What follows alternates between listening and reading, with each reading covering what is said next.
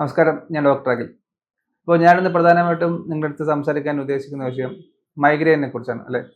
ഇപ്പോൾ മൈഗ്രെയിൻ ഉള്ള ആൾക്കാർക്ക് കൃത്യമായിട്ട് മൈഗ്രെയിൻ്റെ ബുദ്ധിമുട്ട് എന്താണ്, അല്ലെങ്കിൽ അത് എത്ര ഇൻറ്റൻസിറ്റിയിലാണ് ആ മൈഗ്രെയിൻ്റെ പെയിനും ബുദ്ധിമുട്ടും ഒക്കെ അനുഭവിക്കുന്നതെന്ന് ഇത് അനുഭവിച്ച ആൾക്കാർക്ക് മനസ്സിലാവുള്ളൂ എന്ന് പറയാൻ പറ്റും. കാര്യം അത്രയും സിവിയർ ആണ് മൈഗ്രെയിൻ്റെ ലക്ഷണങ്ങൾ.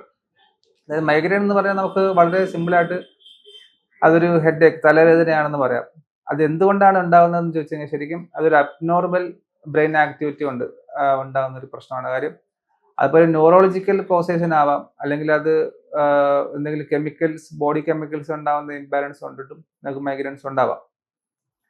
ഇപ്പോൾ മൈഗ്രെയിൻസ് ഉള്ള ആൾക്കാരുടെ രോഗലക്ഷണങ്ങൾ എന്താണെന്ന് വെച്ച് കഴിഞ്ഞാൽ അവർക്ക് കൃത്യമായിട്ടുള്ള സമയങ്ങളിൽ ആഹാരം കഴിച്ചില്ലെങ്കിൽ തന്നെ പെട്ടെന്ന് തലവേദന ഉണ്ടാവുക, അല്ലെങ്കിൽ ഭയങ്കരമായിട്ടുള്ള ശബ്ദങ്ങളോ ഇങ്ങനെയുള്ള പാർട്ടി, ഇങ്ങനെയുള്ള വലിയ സൗണ്ട്, അല്ല ഭയങ്കരമായിട്ടുള്ള ക്രൗഡൊക്കെ കാണുന്ന സമയത്ത് തന്നെ അവർക്ക് ഭയങ്കരമായിട്ടും തലവേദന ഉണ്ടാവാനുള്ള സാധ്യതയുണ്ട്. അതേപോലെ തന്നെ വെയിൽ കൊണ്ടു കഴിഞ്ഞാൽ ഉറപ്പായിട്ടും തലവേദന ഉണ്ടാവും. അപ്പോൾ ഈ തലവേദനയൊക്കെ വരുന്ന സമയത്ത് അവർക്ക് സൗണ്ട്, അല്ലെ ലൈറ്റ്, ഇങ്ങനെയുള്ള എക്സ്റ്റേണൽ ആയിട്ടുള്ള കാര്യങ്ങളൊക്കെ ഫേസ് ചെയ്യാൻ വളരെയധികം ബുദ്ധിമുട്ടായിരിക്കും. അതേസമയം അവർക്ക് ആ സമയത്ത് ഭയങ്കരമായിട്ടുള്ള ദേഷ്യം, ഇങ്ങനെയുള്ള കാര്യങ്ങളൊക്കെ കാണാൻ സാധ്യതയുണ്ട്. ഇങ്ങനെയുള്ള ലക്ഷണങ്ങളുള്ള ആൾക്കാർക്ക് അവർക്ക് സാധാരണ തലവേദനയല്ല, അതൊരു മൈഗ്രെയിൻ തലവേദനയിലെത്തി എന്ന് മനസ്സിലാക്കാൻ സാധിക്കും. അപ്പോൾ അതിൻ്റെ വേറൊരു പ്രധാനപ്പെട്ട ലക്ഷണം എന്ന് പറഞ്ഞു കഴിഞ്ഞാൽ, ഈ മൈഗ്രെയിൻ വന്നു കഴിഞ്ഞാൽ നമുക്ക് ഈ തലവേദന വരുന്ന സമയത്ത് കൃത്യമായിട്ട് ഒരു വൊമിറ്റിംഗ് ചെയ്യാനുള്ള ഒരു ടെൻഡൻസി ഉണ്ടാവും.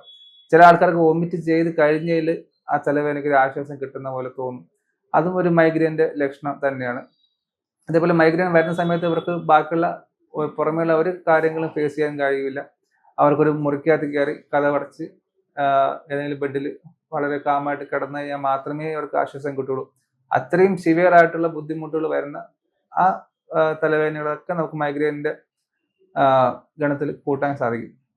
അതായത് ഞാൻ ആദ്യമേ പറഞ്ഞത് മൈഗ്രെയിൻ്റെ ലക്ഷണങ്ങളെ കുറിച്ചാണ്. ഈ ലക്ഷണങ്ങളുള്ള ആൾക്കാർക്ക് നിങ്ങൾക്ക് തിരിച്ചറിയാം നിങ്ങൾക്ക് ഒരു മൈഗ്രെയിൻ സാധ്യത വന്നു തുടങ്ങി എന്നുള്ളത്.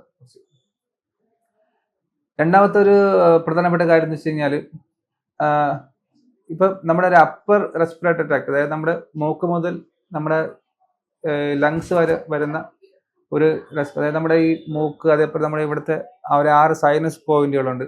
അതേപോലെ നമ്മുടെ കൊച്ചുകുട്ടികളുടെ അഡ്നോയിഡ് ഗ്ലാൻഡ് ഉണ്ട്, പിന്നെ ടോൺസിൽസ്, ലാരിങ്സ്, ഫെയറിങ്സ് എന്ന് പറയുന്ന ട്രക്കിയ വരെയുള്ള ഓർഗൻസിൽ, ഈ അപ്പർ റെസ്പിറേറ്ററി ഓർഗൻസിൽ സ്ഥിരമായിട്ട് ഇൻഫെക്ഷൻസ്, അതായത് സ്ഥിരമായിട്ട് തുമ്മലുള്ള ഒരു അലർജിക് തുമ്മലുള്ള ഒരാൾ, അല്ലെങ്കിൽ സൈനസൈറ്റിസ് പോലുള്ള പ്രശ്നങ്ങളുള്ള ഒരാൾ, അല്ലെങ്കിൽ കുട്ടികൾ തന്നെ അഡിനോയിഡ് പ്രോബ്ലംസ് ഉള്ള കുട്ടികൾ, അല്ലെങ്കിൽ സ്ഥിരമായിട്ട് ടോൺസിൽസ് ഇൻഫ്ലമേഷൻ ഉള്ള ആൾക്കാർ, ഇങ്ങനെയുള്ള അപ്പർ റെസ്പിറേറ്ററി പ്രോബ്ലം ഉള്ള ആൾക്കാരിൽ കൂടുതലായിട്ടും അത് ഭാവിയിൽ ഈ നേസൽ പോളിപ്സിലേക്കും അല്ലെങ്കിൽ ഈ മൈഗ്രെയിനിലേക്കൊക്കെ വഴിമാറി പോകുന്നത് കാണാൻ സാധിക്കും.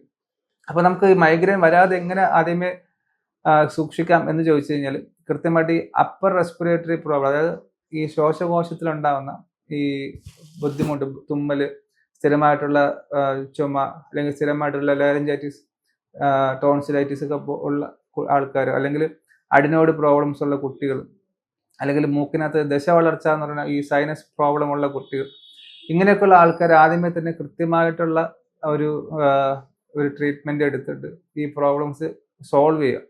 അതല്ലാന്നുണ്ടെങ്കിൽ അത് ലോങ് ടൈമിൽ പോകുമ്പോൾ അതൊരു മൈഗ്രെയിനായിട്ട് മൈഗ്രെയിൻ ഹെഡ് ഏക്കിലേക്ക് കൊണ്ടെത്തിക്കാനുള്ള സാധ്യത നമ്മൾ ക്ലിനിക്കൽ ഒരു എക്സ്പീരിയൻസിൽ അങ്ങനെ കാണുന്നുണ്ട്. അതായത് ചെറുതിലെ ഇങ്ങനത്തെ പ്രോബ്ലംസ് ഉണ്ടായിരുന്ന ആൾക്കാർക്ക് പിന്നീട് വലിയ മൈഗ്രെയിൻ പ്രോബ്ലം ആയി മാറിയതായിട്ട് കാണുന്നുണ്ട്. പിന്നെ ചില ആൾക്കാരിൽ ഈ ഓവറായിട്ടും സ്ട്രെസ് ഒക്കെ അനുഭവിച്ച ആൾക്കാർ, അല്ലെങ്കിൽ ചെറിയ കാര്യങ്ങളിൽ പോലും സ്ട്രെസ്ഡ് ആവുന്ന ആൾക്കാർ, അപ്പം ഈ നമ്മുടെ എല്ലാ ആൾക്കാർക്കും ഒരുപാട് തരം പ്രശ്നങ്ങളുണ്ട്. ഓരോ ആൾക്കാർക്ക് അവരുടേതായിട്ടുള്ള ജീവിതത്തിൽ ഉണ്ടാകുന്ന പലതരത്തിലുള്ള പ്രശ്നങ്ങളുണ്ടാകും. പക്ഷെ നമ്മൾ ഈ പ്രശ്നങ്ങൾ ഒരുപാട് സ്ട്രെസ്ഡ് ആവുന്ന ആൾക്കാർ, ചെറിയ ചെറിയ പ്രശ്നങ്ങൾ പോലും ഭയങ്കരമായിട്ട് സ്ട്രെസ്ഡ് ആവുന്ന ആൾക്കാർക്ക്, അല്ലെങ്കിൽ ഇങ്ങനെയുള്ള ഓവറായിട്ട് സ്ട്രെസ് അനുഭവിക്കുന്ന ആൾക്കാരിൽ ഈ മൈഗ്രെയിൻ പ്രോബ്ലം വരുന്നതായിട്ടും നമുക്ക് ക്ലിനിക്കലി അങ്ങനെ ഒരു എക്സ്പീരിയൻസ് പറയാൻ സാധിക്കും. അപ്പോൾ ഈ മൈഗ്രെയിൻ എങ്ങനെ നമുക്ക് ആദ്യമേ മാറ്റി നിർത്താം എന്ന് വെച്ചാൽ, മൈഗ്രെയിൻ ഒരു ഒറ്റ ദിവസം കൊണ്ട് ഉണ്ടാകുന്ന ഒരു പ്രോസസ്സ് അല്ല. അപ്പോൾ അതാണ് ഞാൻ ആദ്യമേ പറയുന്നത്.